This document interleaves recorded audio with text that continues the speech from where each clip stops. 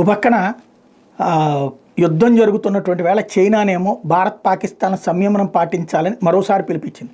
పరిస్థితిని మరింతగా సంక్లిష్టపరిచే చర్యలకు పాల్పడొద్దని ఇరు దేశాలను కోరింది. శాంతి సుస్థిరతల పరిరక్షణ కోసం ఇరు దేశాలు కట్టుబడాలంటూ చైనా విదేశాంగ శాఖ చెప్పుకొచ్చింది.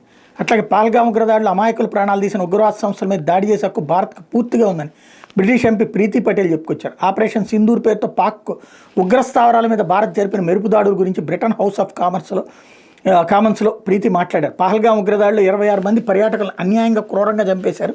ఈ దాడిలో మృతి చెందిన వారి కుటుంబాలకు నా ప్రగాఢ సానుభూతి. ఇది ఉగ్రవాద చర్య. భారత్లో ఉగ్రవాద చర్యల కారణంగా దెబ్బతిన్న ముంబై, ఢిల్లీల జాబితాలు ఇప్పుడు పహల్గామ్ కూడా జరిగింది. ఆత్మరక్షణ కోసం పోరాడే హక్కు భారత్కు ఉందని తేల్చి చెప్పింది. అట్లాగే భారత్ చేసిన ఆపరేషన్ సింధూర్ మీద అమెరికా చట్టసభ సభ్యుడు రో ఖన్నా స్పందించారు. పాకిస్తాన్ ప్రతీకారానికి ప్రయత్నించొద్దని, ఇరు దేశాల మధ్య ఉద్రిక్తతలు తగ్గి శాంతి నెలకొలాలన్నారు.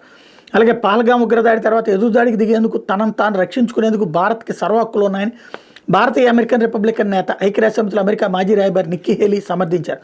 బాధితురాలుగా చెప్పుకోవడం పాకిస్తాన్కి తగదన్నారు.